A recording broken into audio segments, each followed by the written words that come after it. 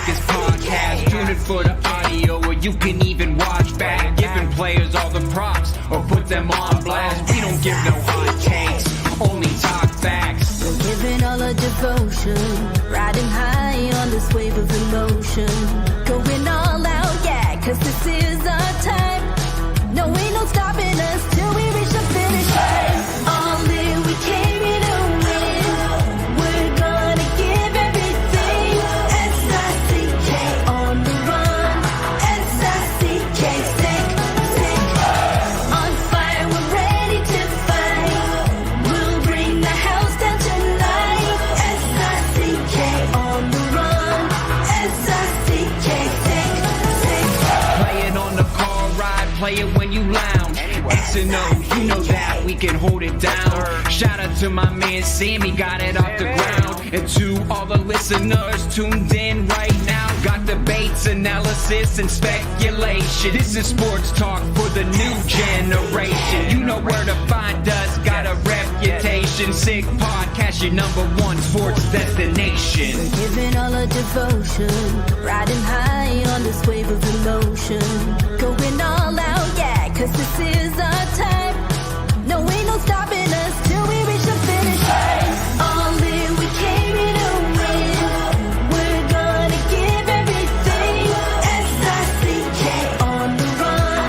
S-I-C-K, sick. On fire, we're ready to fight. We'll bring the house down tonight. S-I-C-K on the run. S-I-C-K, sick. S-I-C-K is the sickest podcast. Tune in for the audio, or you can even watch back. Giving players all the props, or put them on blast. We don't give no hot takes, only talk back. S-I-C-K, S-I-C-K, S-I-C-K, S-I-C-K, S-I-C-K, S-I-C-K, S-I-C-K. All in, we came here to win. We're gonna give everything. S-I-C-K on the run.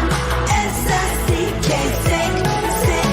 S-I-C-K is the sickest podcast. Tune in for the audio, or you can even watch back. Giving players all the props, or put them on blast. We don't give no hot takes, only talk facts. We're giving all our devotion, riding high on this wave of emotion. Going all out, yeah, cause this is our time. No, ain't no stopping us till we reach the finish line. All in, we came here to win. We're gonna give everything. S-I-C-K on the run. S-I-C-K, sick. On fire, we're ready to fight. We'll bring the house down tonight. S-I-C-K on the run. S-I-C-K, sick. Play it on the car ride, play it when you lounge.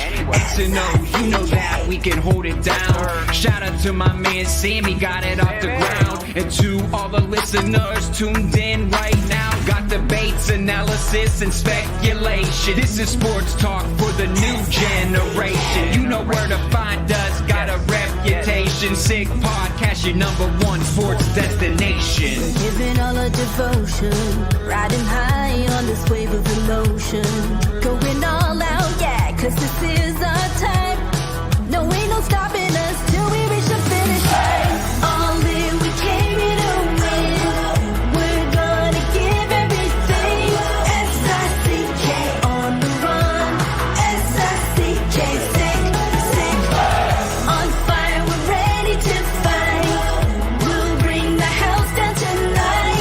S-I-C-K on the run. S-I-C-K, sick.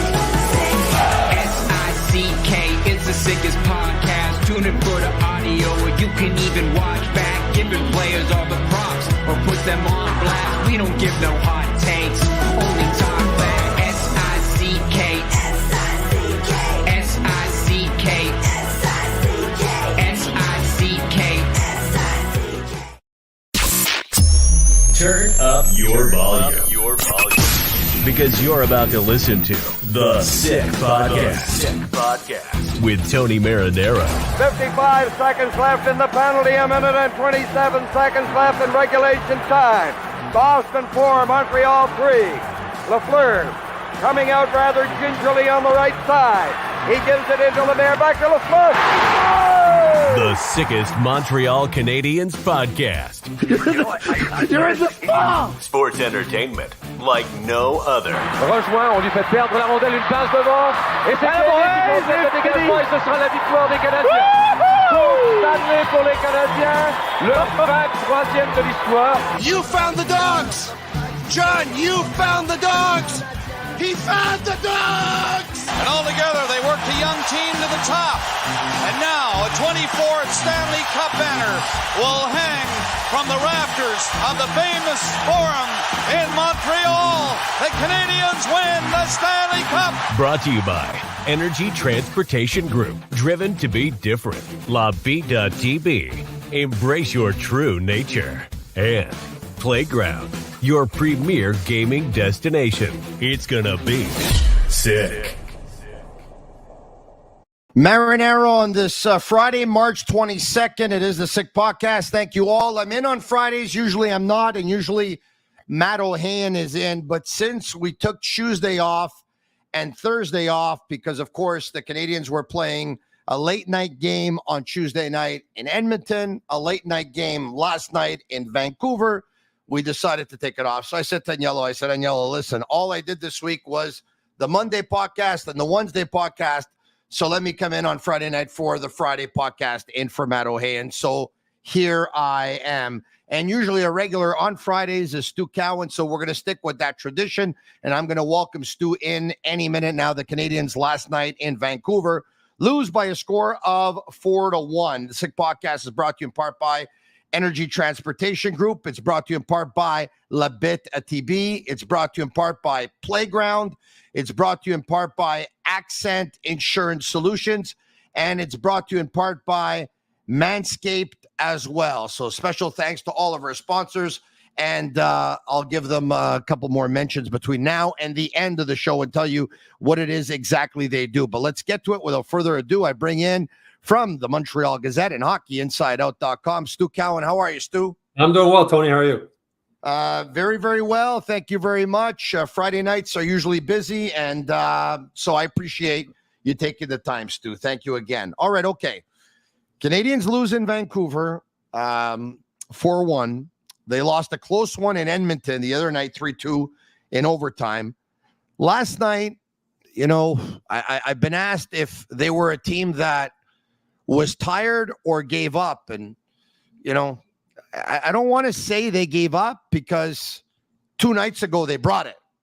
So it's not like, they brought it 2 nights ago and 2 nights later, I don't think they're giving up. But I think what happened last night, Stu, and I'd love to get your take, was the minute they saw that Vancouver meant business and they were going to go that extra mile, well, at that point, there weren't too many guys that were able to match that intensity or that talent on the other side. So, it is what it is, and that was your result. A mismatch in talent as much as anything, right, Tony, with the players the Habs have right now. And Trevor Letowski, when he spoke with reporters in Vancouver yesterday morning, almost foreshadowed what was going to come. He talked about how disappointed the guys were losing at Edmonton. They battled so hard in the losing overtime the way they did. They almost killed off that penalty, all of it, before the power play goal. And he said it might be tough for them coming back like against Vancouver. And it was. I think it's an emotional sport. Emotions get involved. I think it was a case of Vancouver just a much better team. They played better. The Canadiens didn't have the talent to match. And I think maybe just emotionally, it's also a long road trip. Maybe emotionally, they were still a little down from the loss the previous game. Stuff like that happens. But, I mean, there's not many games this season that you can count where the Canadiens' compete level wasn't top level. That was one of the games against Vancouver. The compete level wasn't at 100%. Yeah, already some people are starting to say, though, this team misses Marty St. Louis a lot. Look, yeah, of course they do. Mm-hmm. He's their coach. Yeah. Right, but it's a difficult situation that Letowski has been put in here. Let's be honest here. Mm-hmm. It's down the stretch. They know they're not going to make the playoffs, and you're playing some teams now that have something to play for. Like Vancouver wants to finish first in their division, Yep. Edmonton wants to finish first in their division. There's not too many games the Canadiens are going to play between now and the end of the year that the team that they're going to be playing against is not playing for something. So it's a tough spot that Letowski's in. And it's a good spot for the Canadiens as far as the draft. I mean, I know you, Tony, you're always talking about, they're getting that high draft pick. I mean, they do have a really tough schedule moving forward. And one of Marty's biggest strengths as a coach is as a motivator. And he's not there behind the bench. And that's not a knock on Trevor Letowski. But Marty is a real motivator, and he's able to get these guys going, whether it's behind the bench, whether it's in the locker room between periods. And Trevor Letowski's hasn't been a head coach since back 4 years ago or whatever, when he was coaching in the OHL. It's a reason why I think moving forward, one of the things the Canadiens need to do is add an experienced NHL coach behind the bench to help Marty out. But yeah, it's a tough position for Letowski to be put into. Maybe it's a little bit easier because he's on the road. He's not dealing with as many media people as he would be if he was still here in Montreal. We'll see what happens. It doesn't seem like the family situation with Marty is that serious. I hope not anyway. I mean, Letowski talked about how Marty's still been keeping in touch with him. But yeah, it's a tough situation for him to be put into. And again, as I said, Marty St. one of his biggest strengths is motivating. And last night, they weren't a highly motivated team.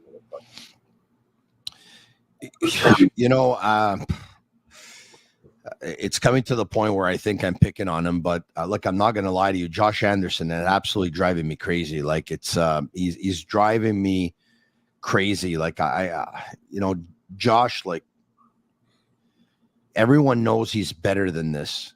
And you know what? Players have good and bad seasons up and down, and it happens all the time. And the ones that don't, and they're consistently up top at good, I mean, those are what separate them from the rest, of course. But Anderson's going through motions, man. I didn't even know he played last night. He's making me look bad, Tony, because last year at the trade deadline, I was one of the people defending him, while others, and I think can't remember. I think you might have been one of them. I remember being on the podcast and saying, "Don't trade him, because if you trade him, you're going to be looking for another guy like Josh Anderson the next day." In hindsight, I was wrong. I mean, I'm watching him, and I can't figure out what's happening, because even earlier in the season when he wasn't scoring, when he went through that 20-game stretch or whatever it was to start the season, he was finishing checks. He was getting breakaways all the time. Like, when was the last time he had a breakaway? I can't even remember. Didn't score on them, but he was getting them all the time. And he looks like I'm wondering if it's possibly a couple of things. Maybe there's just a mental grind of the season and the slump got to him. Maybe there's something going on in his life outside of hockey. Maybe he's just, his hockey IQ isn't high enough to comprehend the system. Well, Marty doesn't like using that word, but the style of hockey that the Canadiens want to play, and it's frustrating him. But it's really hard. Maybe he's sitting on a big contract and he's mailing it in. He's going to wake up 15 months before it's over. Well, trying to convince somebody else. It's, you know what? I'm scratching my head at this point to figure, because it's really, I mean, he's looking like the bad Yoel Armiel used to look like, right? There's games you don't notice him. Like, you're right. How can you be 6'3" and 220 pounds and not be noticed when you're on the ice? That's hard to do. And it's game after game after game now, and it's not getting better. If anything, it's getting worse. And it's really hard to figure out why. I know last season he really found it difficult with all the trade talk. It upset him. He wants to stay in Montreal. He didn't want to leave. Even at the end of the season, a reporter brought it up again. And they're cleaning out their lockers, and he got really agitated that somebody mentioned the trade thing again. And now he looks like a guy who almost wants to be traded, but his name didn't even come up around the trade deadline. Nobody's asking about him. Nobody's taking on that contract with what's left on it, with the way he's playing. And from the Canadian standpoint, you hope whatever it was during the summer, a long off season again, that he gets himself together and comes back to training camp next year. It can be the player that Marc Bergevin thought he was when he went out and got him. I'll tell you why I started the podcast with Anderson, because last night I felt was particularly frustrating, because Brendan Gallagher was going after Zadorov, like was going after a big man, and was giving it and receiving it, and was going to the net and was crashing the net and was taking abuse. And, like, Anderson's on that bench, and he's seeing Gallagher put his body on the line game after game, shift after shift. I think it's embarrassing, Stu. I really think it's embarrassing. That's why I wonder if there's something else going on. Like, it's You look at the way he played in that Stanley Cup playoff run, right? He was hard on the forecheck, finishing all his checks, and that's the way we're used to seeing him playing. It's really hard. Like I said, it's there's a few possibilities there. Does he want out of Montreal? I don't think so. He never wanted out before. Like something happened. Like something happened that just turned the switch off on him, and it's really, really hard to figure out what it is. And when they're back in town next week, maybe he'll speak about it, and we'll be able to ask him a little bit more. But at this point, it's really disappointing because, as I said, as somebody who defended Anderson last season and thought that he's the type of player the Canadiens need in this rebuild moving forward. And, if you remember in Pierre Gervais' book, when he talked about that run to the Stanley Cup final, he said that Josh Anderson was one of the big leaders in the room. He was one of the key guys. And whatever's happened since then, it's, you mentioned Brendan Gallagher. Brendan Gallagher's numbers aren't great, but Brendan Gallagher is still the compete levels there every single night, every single shift. And it was there with Josh Anderson earlier in the season when he wasn't scoring, but it's just not there right now. Is the season over? Has he mailed it in? Certainly hope not, but the way he's playing, it looks that way.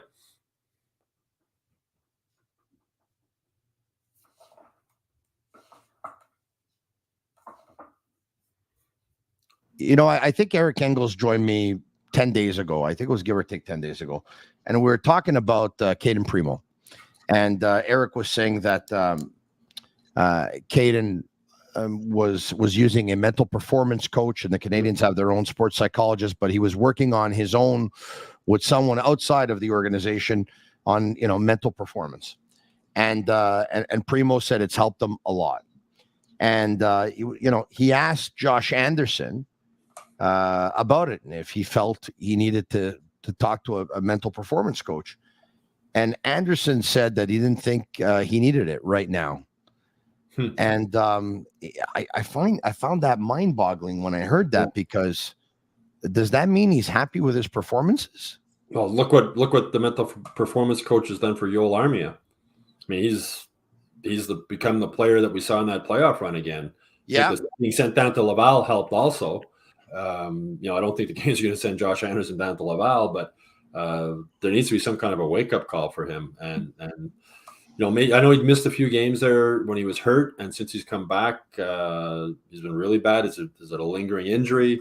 But there has to be something to explain why he's been playing the way he's been playing.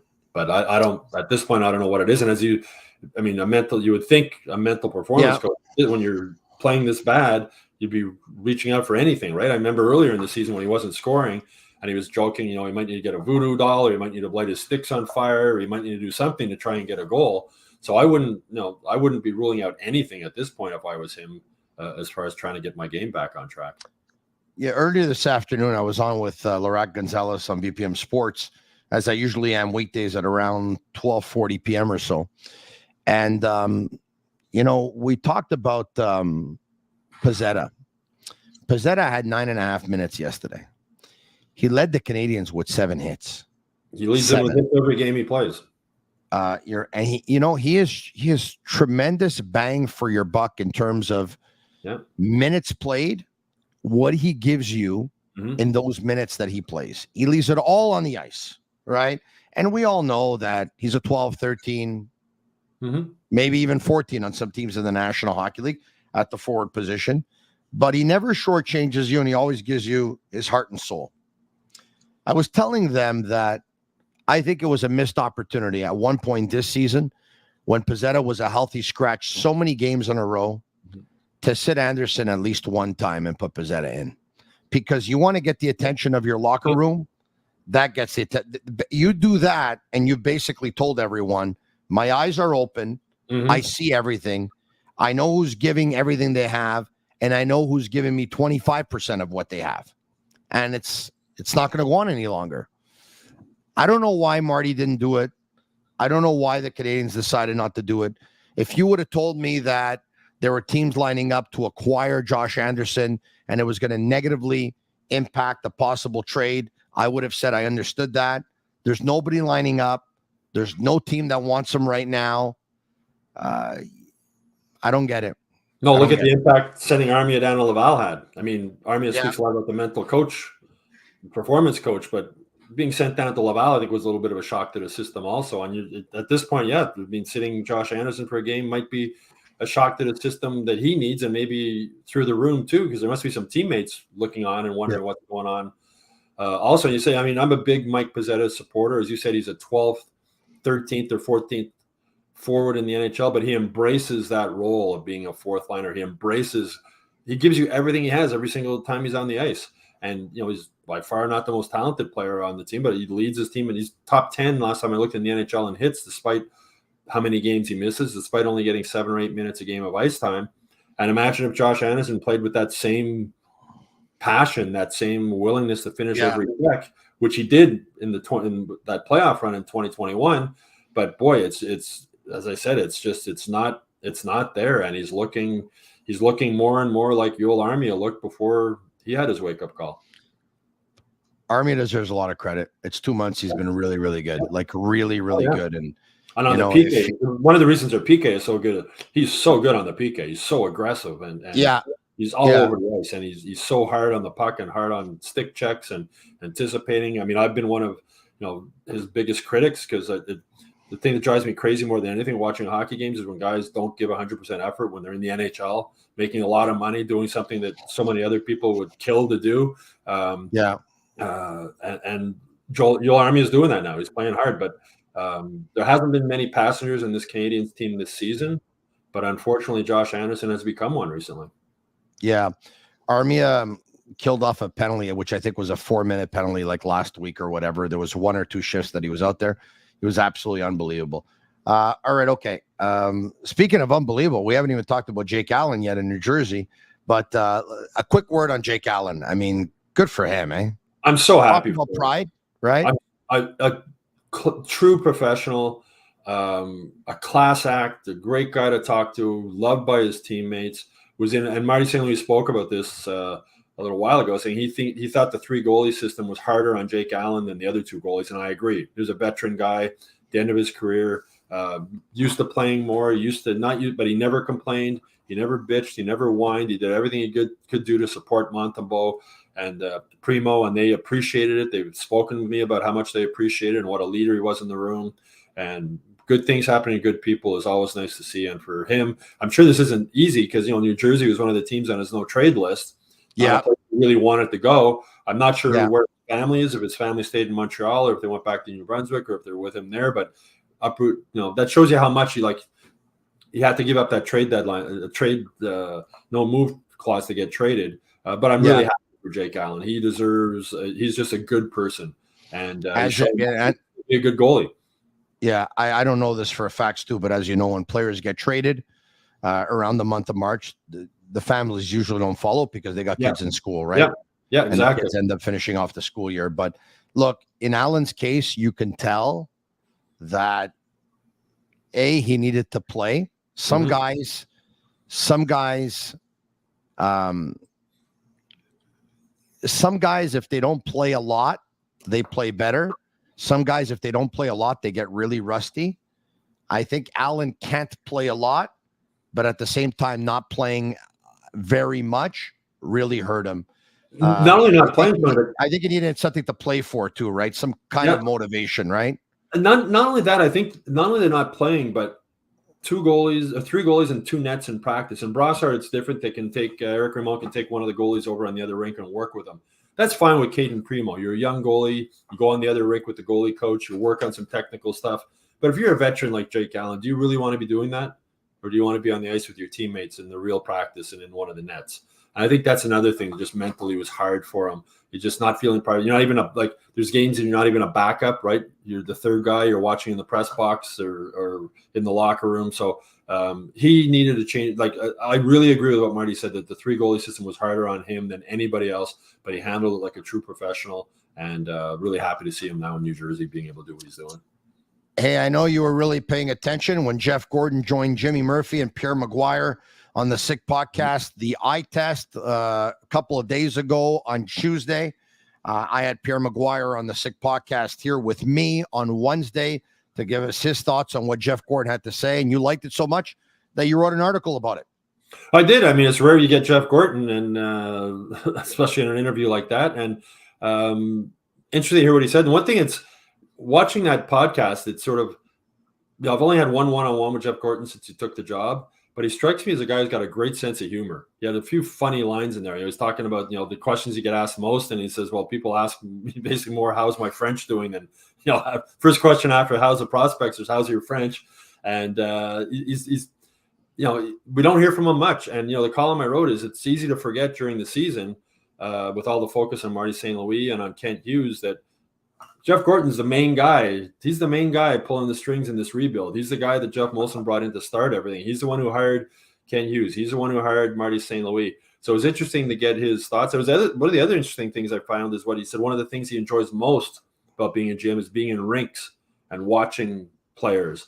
And as much as they brought analytics into the Canadiens, something they didn't really have before, he's built this whole analytics department. He's still a big believer in watching these guys and seeing them and getting a firsthand look at how they're doing. I think that's really important because you look at a team like the Maple Leafs, for example, and Kyle Dubas now with Pittsburgh. His as a GM with him, it's almost all analytics. Everything is analytics based, and analytics are fine, but you can't just base everything you do as a hockey general manager or an executive vice president of hockey operations on analytics alone. And to know that Jeff Gorton is one of those guys who still trusts the eye test and still trusts what he sees and trusts what his scouts see and say.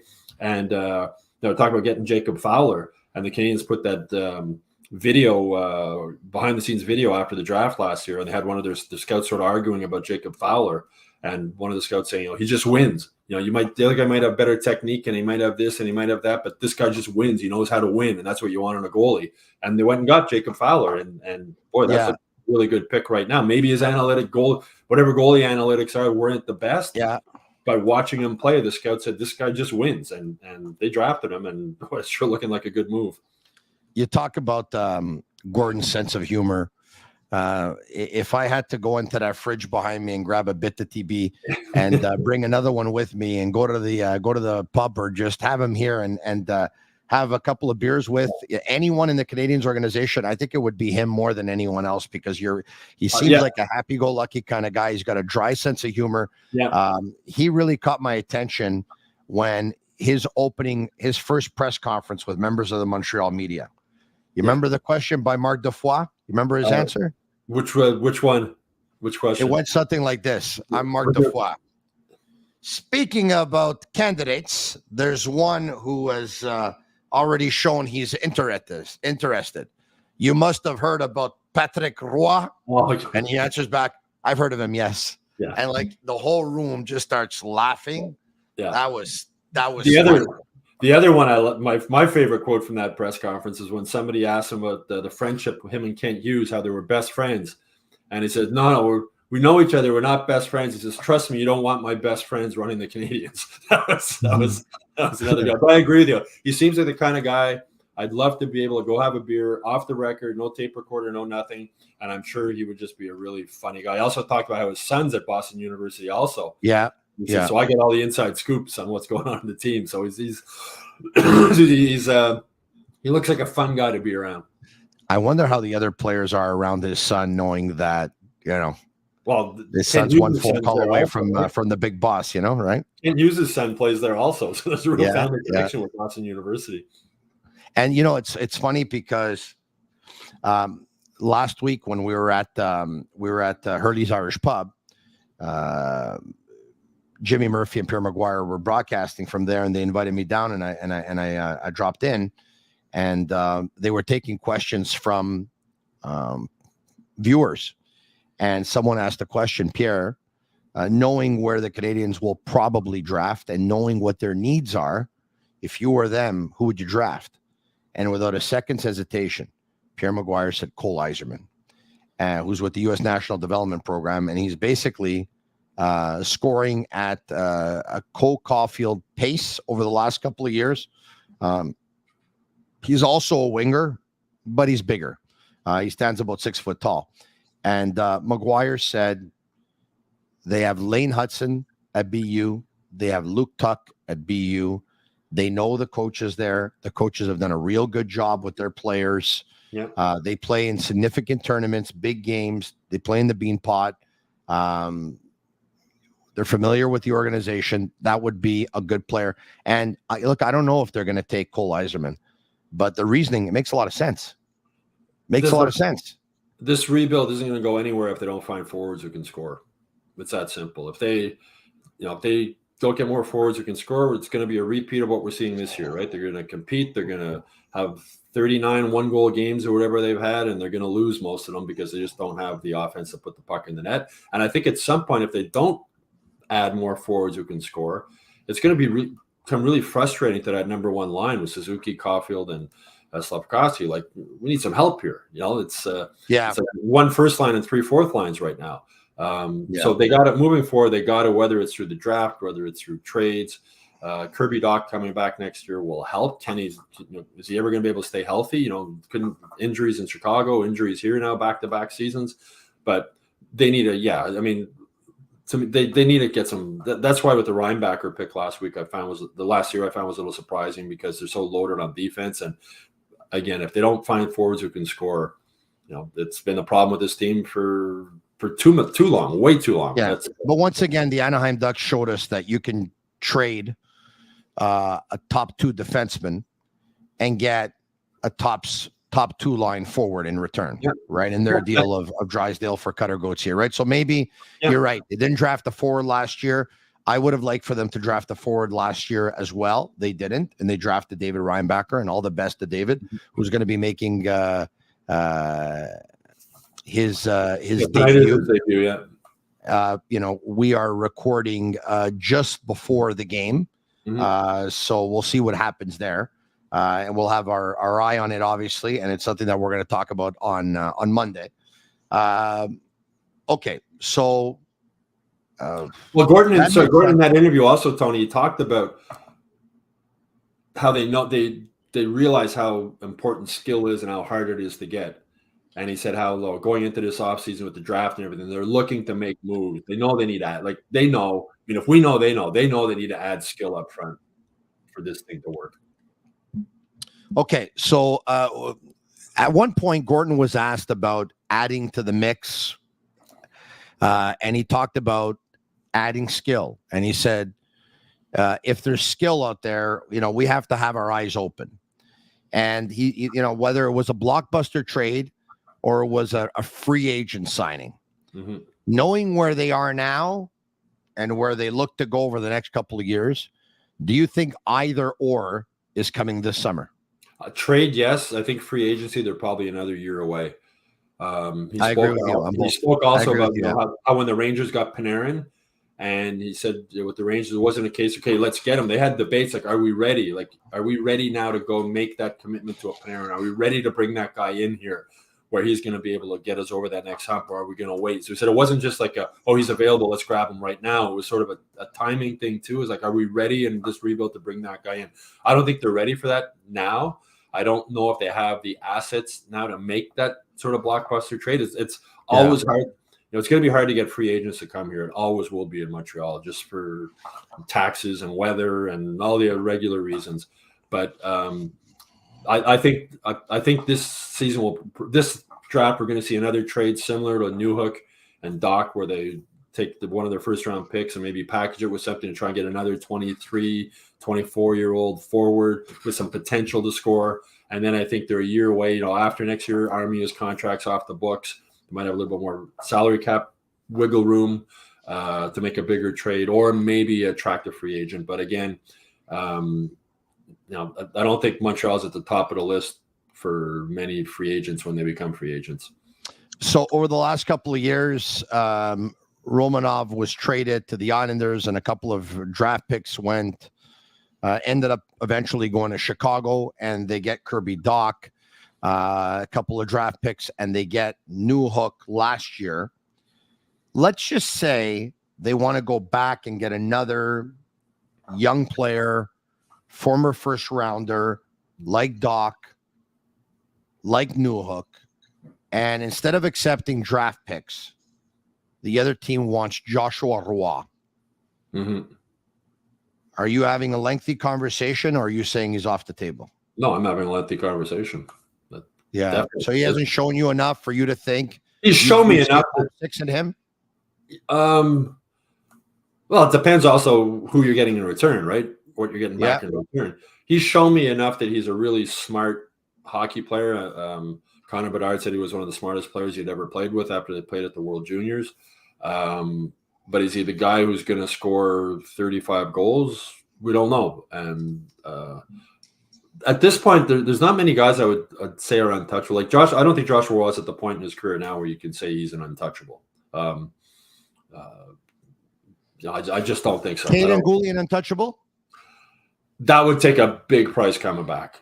That would be a big trade. Like Caden Gooley, I wrote a column this week just that like Mark Bergevin has been criticized for a lot of moves he made, a lot of draft picks he made. That was a fantastic draft pick at 16 overall. Caden Gooley, playing the minutes he's playing now, playing on his wrong side, playing against the other team's top team every night.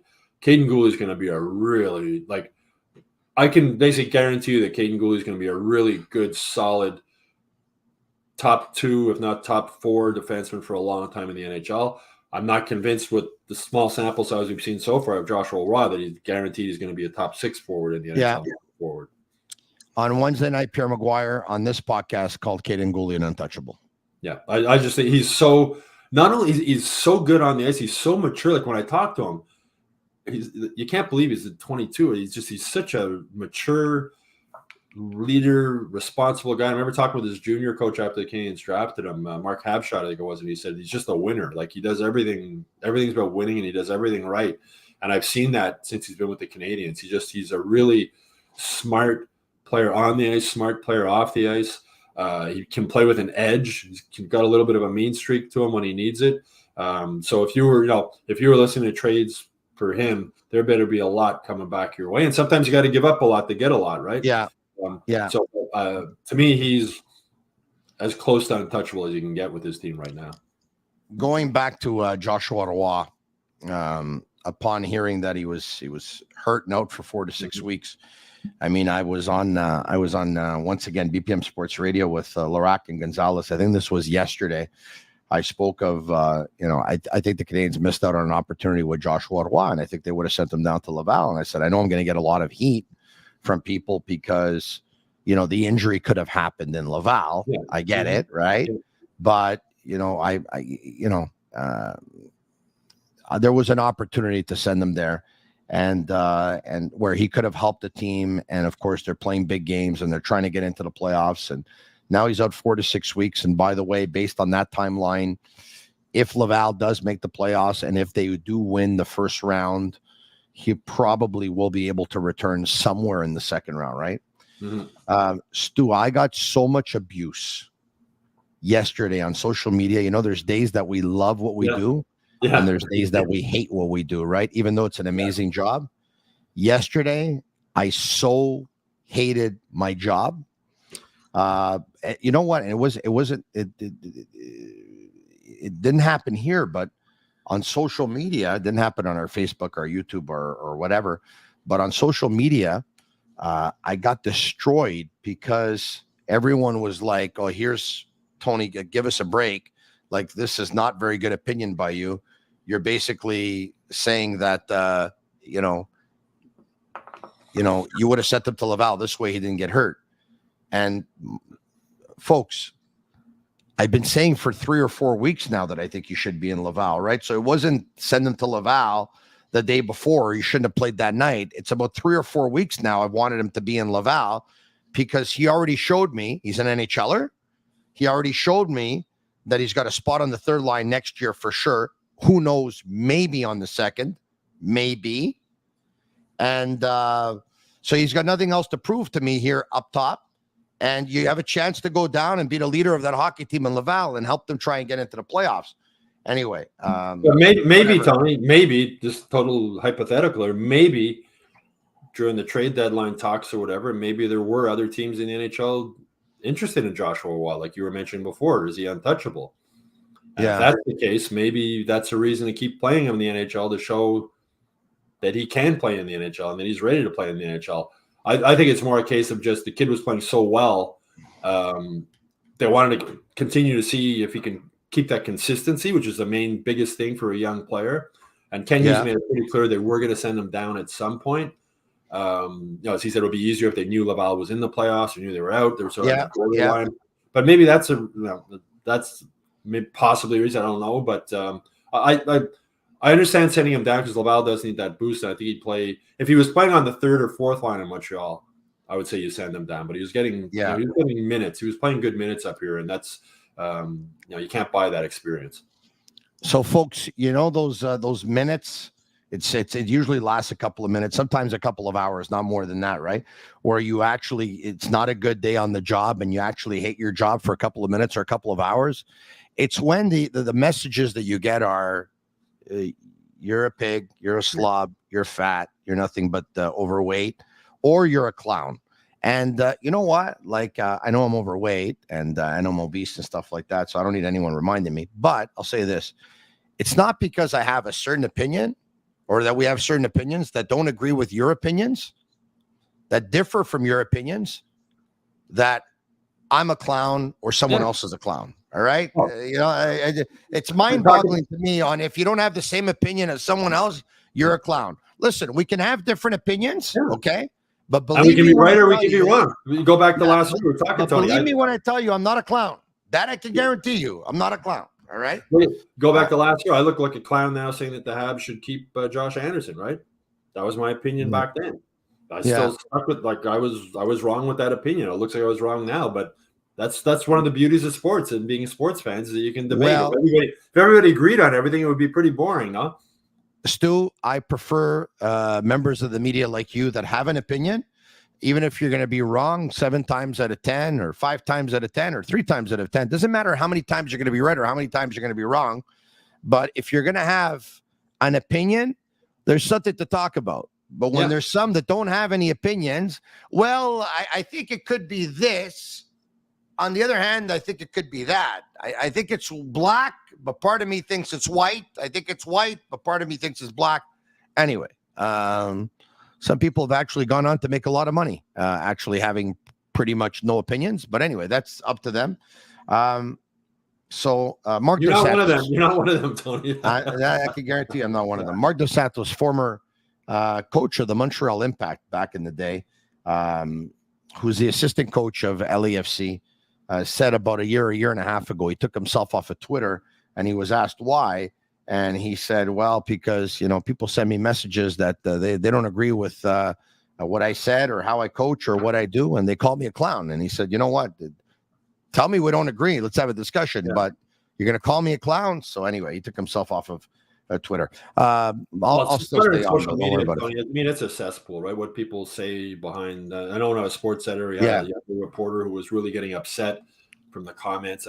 Just don't read. I think it's who was it with TSN? Gord Miller, I think, who doesn't have the comments open on his Twitter account just for that, right? He doesn't need to post what he wants to post, and he doesn't really whatever you want to say about it. That's not interested. Yeah. All right. Okay. So. We talked about Gorton, and I agree with you. I think they're going to make a trade this summer.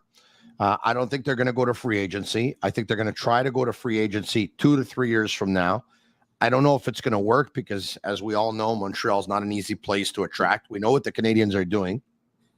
They're trying to make it more attractive place. They're trying to make it attractive by, Jeff Gorton, who's class, Kent Hughes, who's class, Marty St. who's class. They're trying to become that prestigious, classy organization again. They want to treat all their players with class. That's why they didn't want to send Jake Allen down to Laval. They Jeff Petrie, they looked out for him and they traded him to where he wanted to go. They wish all their players well. And so they're trying to make the word get around that the Montreal Canadiens are a classy place and it's a place where you're probably going to win in the future, and let's see what happens. So let's see what happens there. But and with a coach who can make the game fun, also. Yeah. Do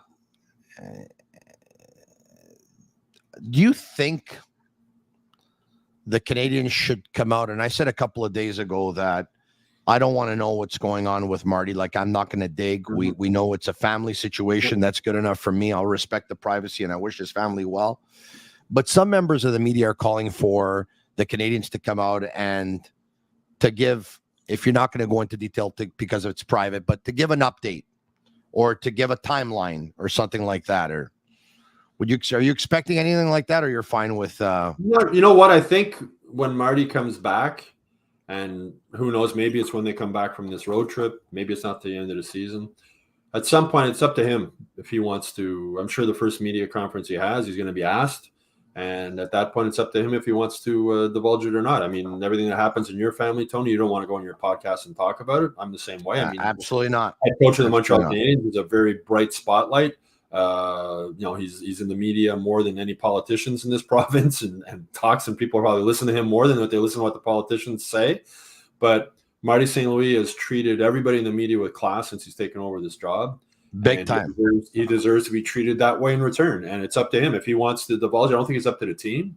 I think it's up to Marty. If he's comfortable divulging whatever it was, the situation that his family's going with, fine. And if he's not, that's his business and his family's business. I don't think it's he's not a politician. He's not running our lives. He's not making decisions about our lives. He's coaching the Montreal Canadiens. What happens in his personal life is any family, whatever it is he's dealing with, that's between him and his family.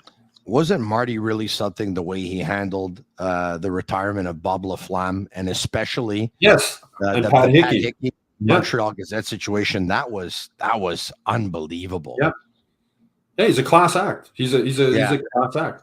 And Pat was shocked. I was sitting right behind Pat in the press room after he covered his last game for the Gazette, and Marty got down, and before the game they presented him with a Canadian sweater, and Marty got down and shook his hand. He's a classy guy. As he said, he had a great quote when I had a one-on-one with him after he got the job. And, we talked about how his dad never really played sports. His dad was one of, I think, 10 kids or something, and they worked in the mill, and he never had time to play sports. The only thing he ever did was, maybe on the weekend play with his brothers on the outdoor rink. And he said, my dad didn't teach me how to be an athlete. My dad how to be a great athlete or a good athlete. He taught me how to be a good man. And that's Marty St. Louis is a good man. He really is. I've seen it. The way he handles the media in front of the camera, the way he handles the media off the camera, the way he handles his players, the way his players talk about him. He's a classy individual, and he deserves to be treated that way. Yeah. Lane Hutson, Jacob Fowler, they were two names. Those were two names that came up in that conversation that Jimmy Murphy, Pierre Maguire had with Jeff Gorton on the Sick Podcast, the Eye Test on Tuesday. Both a fantastic season, both up for individual awards. Yeah, and Lane Hutson, one of the things Jeff Gorton talked about was talking about Boston University and the coaching staff, how they've worked on his defense and his physical plays. He's got 12 goals and 32 assists in 33 games this season. We know, and Jeff Gorton said this, we know the offense the kid's got, right? I mean, there's no doubt, and Gorton even said he's the kind of guy he could be the power play guy, right? He's the position that Mike Matheson's in right now. There's no doubt about that. The question for him is always going to be his size moving forward. Is he going to? I think we're going to see him before the end of the season play a couple of games. I think once Boston University's out, they're going to sign him, and he's going to come play a couple of games like Jordan Harris did, and like Cole Caulfield did after his last year in university, etc. But again, is he going to be big enough to play that game in the NHL, and how long does it take for him to be ready to do that? And with Jacob Fowler, as we talked about earlier, I mean, what a story this kid is turning out to be. He's just, lights out with Boston College. I don't, Lane Hudson's not going to win the Hobie Baker Award, I don't think, but there's a pretty good chance Jacob Fowler is going to win the Mike Richter Award. 27-5-1 record at Boston College with a 2.23 goals against average and a 923 save percentage as a freshman. As a 19-year-old kid in his first year in that league. That's quite remarkable. The Sick Podcast is brought to you in part by Energy Transportation Group, recently named by Deloitte and CIBC as one of Canada's best managed companies. The country's leading business award recognizing innovative and world-class companies. The best managed Canadian companies designation fuels Energy's purpose of creating progress for their customers, their employees, and their communities. Join a winning team and check out Energy's career page for available opportunities. Also brought to you in part by these guys right over here, La Bite Brew in Quebec, a winner of a dozen international awards. La Bite offers quality microbrewery beers made with premium ingredients for everyone's taste. La Bite, embrace your true nature. Also brought to you in part by Playground. Light up your Monday nights at Playground with their electrifying musical Monday karaoke nights. Step into the spotlight or cheer on your friends as you dive into a world of music, laughter, and unforgettable moments every Monday starting at 9 p.m. And to make your night even sweeter, enjoy their $5 drink specials as of 7 p.m. So grab the mic, Pick your favorite song and show what you've got, whether you're a karaoke king or queen or just there to soak in the fun. There's no better way to kick off your week. Playground is your ultimate destination for entertainment. Playground just over the Mercier Bridge, only minutes from downtown Montreal. Playground. All right, okay. Fowler. I asked Pierre Maguire, I said, Pierre, you look into your crystal ball. What do you see? He said, Tony, if they win the NCAA championship, so he, and if they do, chances are then next year they'll probably, a lot of players will move out. They'll leave. They won't be as strong. Players want to win a championship while they're in a certain team or at a certain program. But he goes, if they go all the way, he goes, I would bring Fowler to Laval as of next season, right away. And he talked about Fowler getting already, I would say, about 70%, 75% of the starts already next season. And he said potentially he could do one season in the American Hockey League next season. Then after that, he's ready for the big show. It's possible. The thing is, the way they're set up now, Montembeau's got the 3-year contract that kicks in next season. And Primo's got 1 year left, right?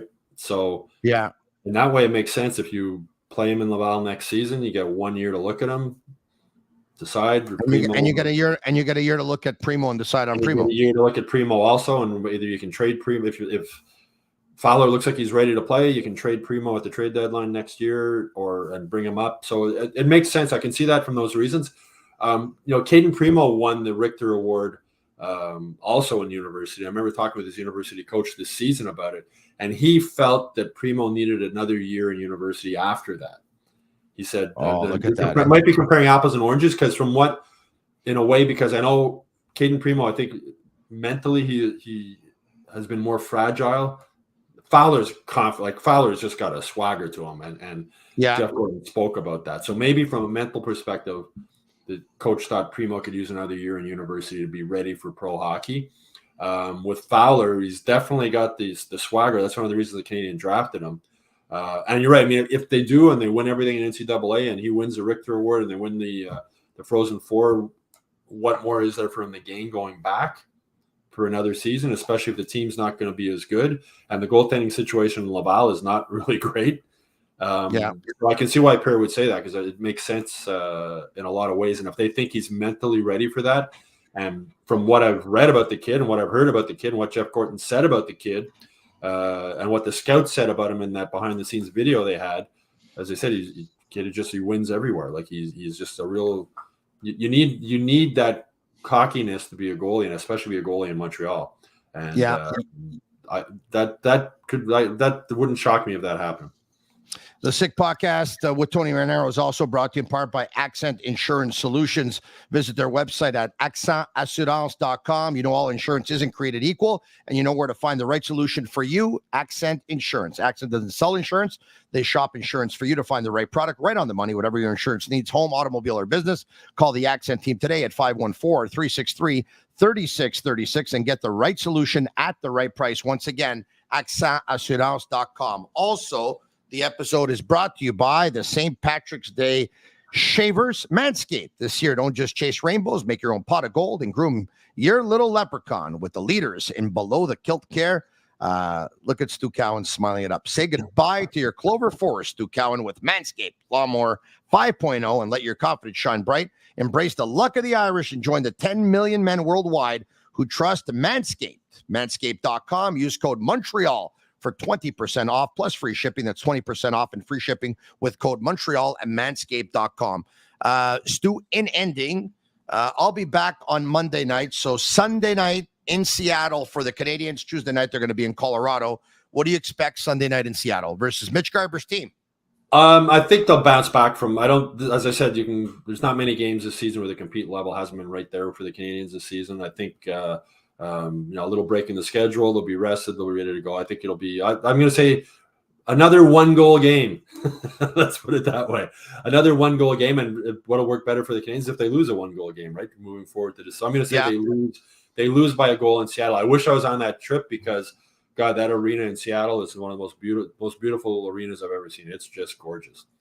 It's on my bucket list, and I hope to get there one day. Stu, we once again, it's Friday night. I'll let you go. We're going to give it a little bit of a shorter show tonight than usual. Once again, reminding everyone, we're taping this right before Reinbacher's debut at Belleville, where tonight, once again, he makes his Laval Rocket debut. So at the time that this is playing, he's already into it, and the game is probably over right about now. But for our comments on it, Monday night when I'm back live, I'll be talking about Reinbacher's debut with the Laval Rocket. We'll talk to you again soon, Stu. Cheers, man.